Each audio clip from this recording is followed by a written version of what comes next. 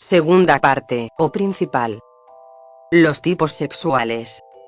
Capítulo 1. El hombre y la mujer. Todo lo que un hombre hace, es fisionómico de él. Carlyle. La idea de que el hombre y la mujer solo deben ser considerados como tipos, y que la realidad que las conocidas controversias sumen continuamente en confusión, únicamente puede ser reflejada por una mezcla de esos dos tipos, deja libre el camino para la investigación de todas las verdaderas contraposiciones sexuales. En la primera parte de este estudio nos hemos ocupado de las únicas formas intersexuales reales, pero, como ahora debemos precisar, se ha hecho de una forma excesivamente esquemática. Ello es debido a la necesidad de intentar que los principios desarrollados alcanzaran valor biológico general. En este lugar, como la especie humana debe ser con más exclusividad que hasta ahora el objeto de la investigación, y las coordinaciones psicofisiológicas deben dar paso al análisis introspectivo, se impone una marcada restricción a la exigencia universal del principio de los grados intersexuales. Entre los animales y las plantas es un hecho fuera de duda la existencia del verdadero hermafroditismo, pero incluso en los animales parece que muchas veces el hibridismo consiste más en una yuxtaposición de glándulas sexuales masculinas y femeninas en un mismo individuo, que en la perfecta compensación de ambos sexos en el mismo sujeto. Más en una coexistencia de ambos extremos que en un estado totalmente neutralizado equidistante de ellos.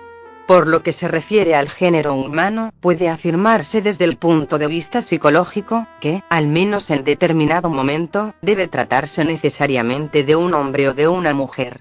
En efecto, todo lo que se supone escuetamente masculino o femenino reconoce como complemento a la hembra o al macho, respectivamente. Ante la presencia de una actriz bisexual con ligero gozo, voz profunda y casi sin cabellos, oí exclamar a un hombre bisexual: «He aquí una mujer espléndida». La mujer para cada individuo es algo diferente y, sin embargo, es siempre la misma.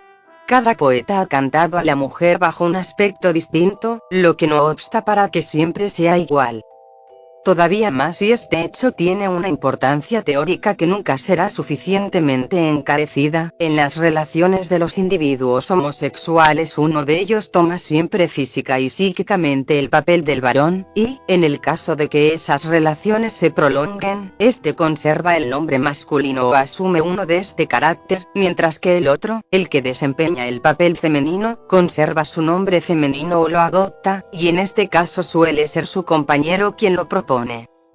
Del mismo modo, en las relaciones sexuales de dos lesbianas o de dos uranistas, uno de los miembros de la pareja ejerce la función varonil y el otro la femenina, lo cual tiene gran importancia.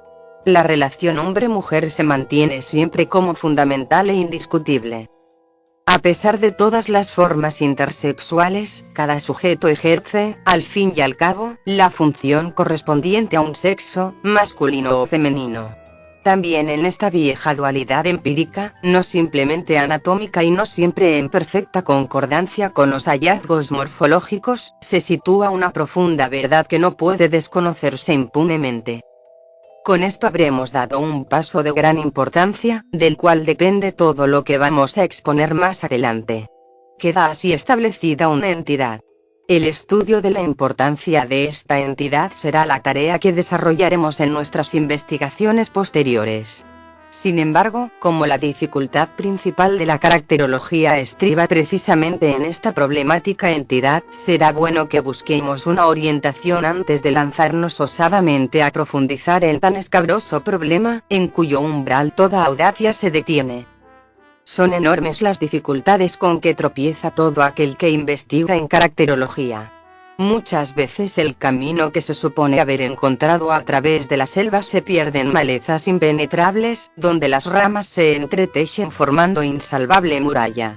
Pero todavía es más difícil sistematizar lo que realmente se ha llegado a descubrir, y la interpretación, fácil al principio, encuentra obstáculos cada vez más graves que se oponen precisamente a establecer cualquier tipificación. En el caso de la contraposición sexual, por ejemplo, la única vía utilizable hasta ahora es admitir una especie de polarización de los extremos con innumerables gradaciones entre ellos. Parece que también en la mayor parte de los restantes fenómenos caracterológicos, sobre algunos de los cuales todavía tendremos que hablar, se observa algo semejante a la polarización, como ya pensaba el pitagórico Alcmeón de Crotona. Y quizá la filosofía naturalista de Schelling obtendrá en estos problemas todavía mayores triunfos que los que ya le concede un físico químico de nuestros días. Podremos abrigar la esperanza de agotar el examen del individuo situándolo en un determinado punto de las líneas de unión de ambos extremos, prolongando indefinidamente estas líneas de unión, admitiendo un infinito sistema de coordenadas multidimensionales. Al pretender establecer una completa descripción del ser humano con la intención de encerrarlo en una fórmula, no caeremos, bien que en un terreno más concreto, en el escepticismo dogmático del análisis del yo de Matsume. No nos conduciría esta especie de atomística de determinantes de Weismann a un mosaico psicognómico cuando apenas hemos comenzado a liberarnos de la psicología del mosaico. En la nueva concepción, como en las viejas, se trata siempre del mismo vidrioso problema fundamental. Hay un ser único y simple en el hombre. ¿Cómo se comporta frente a la indudable multiplicidad del ambiente? ¿Existe una psiquis? ¿Qué función tiene con respecto a los fenómenos psíquicos? Ahora se comprende por qué aún no existe una caracterología. El objeto de esta ciencia, el carácter, tiene una existencia problemática. El problema de toda la metafísica y teoría del conocimiento, el más elevado principio de la psicología, es también problema de la caracterología, el problema de toda caracterología que pueda considerarse como ciencia. Al menos de toda caracterología que examine con espíritu crítico sus fundamentos, exigencias y objeto, así como las diferencias esenciales del ser humano. Esta ambiciosa caracterología pretende ser algo más que una psicología de las diferencias individuales, aunque su nueva posición como una meta de la ciencia psicológica, tal como la concibe William Stern, merece ser tenida en cuenta. La caracterología aspira a ofrecer algo más que un resumen de las reacciones motoras y sensoriales del individuo, y, en consecuencia, su nivel no debe hallarse por debajo del de las restantes investigaciones experimentales psicológicas modernas, como si se tratara simplemente de una peculiar combinación de física aplicada y de estadística de seminario. Espera de este modo mantenerse en íntimo contacto con la rica realidad del alma, cuyo completo olvido puede ser explicado por el dominio de la psicología de la palanca y del tornillo, y no teme tener que contentarse con satisfacer las aspiraciones del estudiante de psicología, sediento de interpretaciones acerca de sí mismo, mediante el aprendizaje de palabras monosilábicas o con la determinación de la influencia de las pequeñas dosis de café sobre la facultad de sumar. Lamentable testimonio de la insuficiencia de los trabajos psicológicos modernos es que existan estudiosos caracterizados que, descontentos de la moderna impotente psicología reducida a una doctrina de las sensaciones y asociaciones, lleguen al convencimiento de que problemas como el del heroísmo, el del sacrificio de la propia vida, el de la locura o el de la delincuencia son mejor comprendidos por los artistas. Ahí está la obra de un Shakespeare o de un Dostoyevsky, aunque ellos, por su parte, se reserven establecer una ordenación sistemática. Ninguna ciencia decae tan rápidamente como la psicología en cuanto no es filosófica.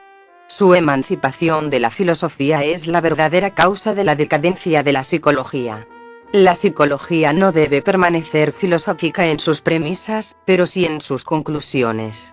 De este modo se llegaría a la deducción de que la doctrina de las percepciones de los sentidos no tiene ninguna relación directa con la psicología. Las psicologías empíricas de hoy día parten de la investigación del tacto y de las sensaciones comunes para terminar con el desarrollo de un carácter moral. El análisis de las sensaciones pertenece, sin embargo, a la psicología de los sentidos, y todo ensayo para ponerlo en relación con el verdadero contenido de la psicología debe fracasar. Es una desgracia para la psicología científica que dos físicos, von Fechner y von Helmholtz, sean los que hayan ejercido una influencia más duradera sobre ella, y debido a esto se ha ignorado que solo el mundo exterior, y no el interior, está compuesto de simples sensaciones. Los dos más sagaces psicólogos empíricos de los últimos decenios, William James y Richard Avenarius, son los únicos que, al menos, han presentido que los estudios psicológicos no deben iniciarse con la investigación de las sensaciones cutáneas y musculares, mientras que toda la restante psicología moderna es más o menos una mezcolanza de sensaciones. He aquí la causa, no suficientemente definida por Dilthey, de que la psicología moderna, progresando en una dirección opuesta a la que debería conducirla a su fin, no llegará jamás a resolver aquellos problemas que se han considerado como eminentemente psicológicos, es decir, el análisis del homicidio, de la amistad, de la soledad, etc. En consecuencia, debería tenderse en primer término hacia una psicología psicológica. Hay que expulsar de la psicología la doctrina de las sensaciones.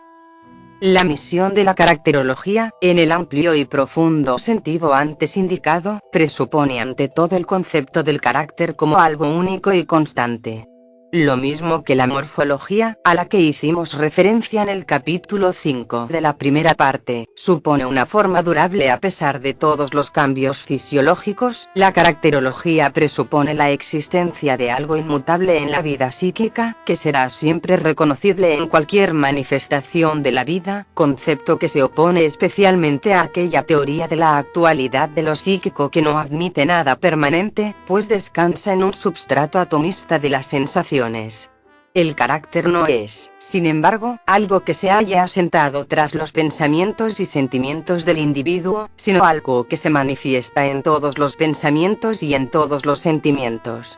Todo lo que un hombre hace es fisionómico de él, de igual modo que cada célula alberga en sí las propiedades del individuo en su conjunto, así también cada manifestación psíquica de un sujeto no nos da simplemente algunos rasgos de su carácter, sino toda su esencia, de la cual, según el momento, resalta esta o aquella particularidad.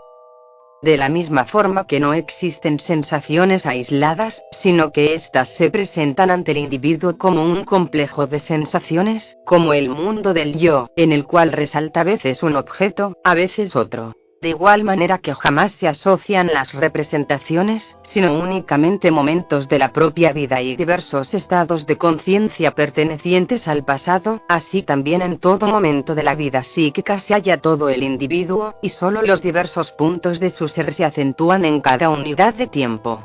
Este ser reconocible en todo momento de la vida psíquica es el objeto de la caracterología. De este modo, la caracterología forma el complemento necesario de la hasta ahora psicología empírica, que notable oposición a su nombre ha considerado hasta ahora, casi exclusivamente, los cambios en el campo de las sensaciones y la policromía del mundo, descuidando por completo la riqueza del yo. Por este camino sería capaz de modelar la psicología general como una doctrina de conjunto, resultante de la complejidad del sujeto y del objeto, dos esferas que únicamente pueden ser separadas por la abstracción. Tan solo una consideración caracterológica podría resolver algunos de los problemas debatidos de la psicología, posiblemente los principales, por ejemplo, la diferencia de opiniones al ocuparse del mismo tema, que es simplemente debida a que idénticos procesos psíquicos, al desarrollarse, reciben en cada caso un matiz diferente. La nota del carácter del sujeto que lo trata. Así, la doctrina de las diferencias psicológicas facilita, precisamente, la unión en la esfera de la psicología general. El yo formal sería el problema final de la psicología dinámica, en tanto que el yo material lo sería de la psicología estática. Sin embargo, se ha llegado a dudar incluso que exista el carácter, o al menos debería ser negado por el positivismo consecuente en el sentido de Hume, Mach y Avenarius. Es, pues, fácil de comprender por qué no ha surgido aún una caracterología como teoría del carácter determinado. La confusión de la caracterología con la doctrina del alma ha constituido su más grave perjuicio. El hecho de que la caracterología esté ligada históricamente con el destino del concepto del yo no es una razón para que permanezcan unidas. El escéptico absoluto solo se diferencia por una palabra del dogmático absoluto.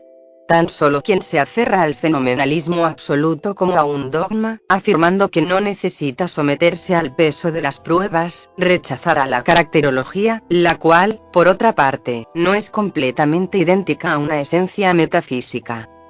La caracterología tiene que guardarse de dos grandes enemigos. Uno admite el carácter como tal y niega que la ciencia o el arte puedan adueñarse de él.